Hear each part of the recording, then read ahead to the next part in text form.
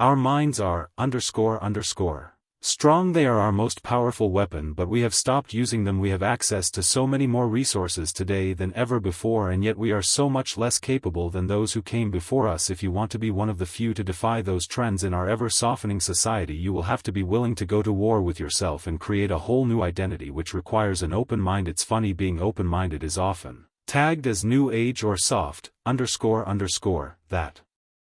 Being open-minded enough to find a way is old school. It's what knuckle-draggers do, and that's exactly what I did. First, a quick reminder of how this process works. In 1999, when I weighed 297 pounds, my first room was a /4 mile. Fast forward to 2007, I ran 205 miles in 39 hours non-stop. I didn't get there overnight, and I don't expect you to either. Your job is to push past your normal stopping point. Whether you are running on a treadmill or doing a set of push-ups, get to the point where you are so tired and in pain that your mind is begging you to stop, then push just 5 to 10% further. If the most push-ups you have ever done is 100 in a workout, do 105 or 1 and 10. If you normally run 30 miles each week, run 10% more next week. This gradual ramp-up will help prevent injury and allow your body and mind to slowly adapt to your new workload. It also resets your baseline, which is important, because you're about to increase your workload another 5 to 10% the following week and the week after that. There is so much pain and suffering involved in physical challenges that it's the best training to take command of your inner dialogue, and the newfound mental strength and confidence you gain by continuing to push yourself physically will carry over to other aspects in your life. You will realize that if you were underperforming your physical challenges, there is a good chance you're underperforming at school and work too. The bottom line is that life is one big mind game. The only person you are playing against is yourself. Stick with this process, and soon what you thought was impossible will be something you do every __. day of your life. I remember landing in Colorado the week of the legendary Leadville 100 trail race. The school year had just started, and on my first night in Denver I mapped out the 5 schools on my roster in relation to the trails I wanted to hike and run. At each stop I'd invite the kids to train with me, but warn them that my day started early. At 3 a.m. I would drive to a trail head meet up with all the students who dared to show, and by 4 a.m. we begin power hiking up one of Colorado's 58 summits above 14,000 feet. Then we sprint down the mountain to strengthen our quads. At 9 a.m. I hit another school and then another. After the bell rang, I worked out with the football track or swim teams at the schools I visited, then ran back into the mountains to train until sunset. All of that to recruit stud athletes and acclimatized for the highest altitude ultramarathon in the world. The race started at 4 a.m. on a Saturday, departing from the city of Leadville, a working-class ski town with frontier routes and traversing a network of beautiful and harsh rocky mountain trails that range from 9,200 feet to 12,600 feet in elevation. When I finished at 2 a.m. on Sunday, a teenager from Denver who attended a school I visited a few days earlier was waiting for me at the finish line. I didn't have a great race. I came in 14th place rather than my typical top 5, but I always made sure to finish strong, and when I sprinted home he approached me with a wide smile and said, "I drove 2 hours just to see you finish."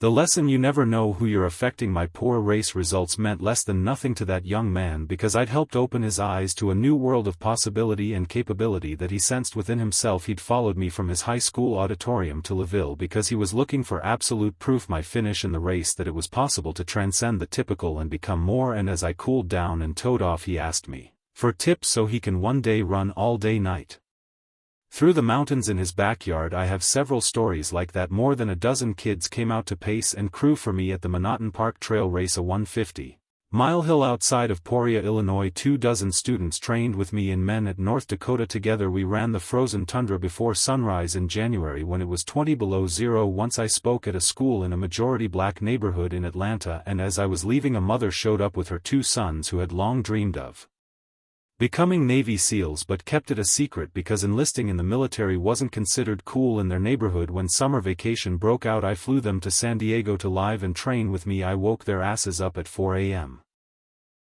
and beat them down on the beach like they were in a junior version of First Phase. They did not enjoy themselves, but they learned the truth about what it takes to live the ethos wherever I went. Whether the students were interested in military career or not, they always asked if they had the same hardware I had. Could they run a 100 miles in one day? What would it take to reach their full potential? This is what I tell them. Our culture has become hooked on the quick fix, the life hack, efficiency. Everyone is on the hunt for that simple action algorithm that nets maximum profit with the least amount of effort. There's no denying this attitude may get you some of the trappings of success if you're lucky, but it will not lead to a calloused mind or self-mastery. If you want to master the mind and remove your governor, you'll have to become addicted to hard work, because passion and obsession, even talent, are only useful tools if you have the work ethic to back them up. My work ethic is the single most important factor in all of my accomplishments. Everything else is secondary, and when it comes to hard work, whether in the gym or on the job, the 40% rule applies to me. A 40-hour work week is a 40% effort. It may be satisfactory, but that's another word for mediocrity. Don't settle for a 40-hour work week. There are 168 hours in a week. That means you have the hours to put in that extra time at work without skimping on your exercise. It means streamlining your nutrition, spending quality time with your wife and kids. It means scheduling your life like you're on a 24-hour mission every single day. The number one excuse I hear from people as to why they don't work out as much as they want to is that they don't have time. Look, we all have work obligations. None of us want to lose sleep, and you'll need time with the family or they'll trip the __ out. I get it, and if that's your situation, you must win the morning. You want to build a new life, then start by tearing down the old one brick by brick, excuse by excuse. No one's coming to save you. There's no secret plan, no motivational speech, no shortcut that's going to carry you through the fire. It's you against you. It always has been, and if you can't face that man in the mirror, if you can't look him dead in the eye and say, "We're not done yet," then don't expect change, because change doesn't show up when it's convenient. It shows up when you're exhausted, bleeding, and still choosing to move forward. That's the work. That's the difference between wishing for more and becoming more.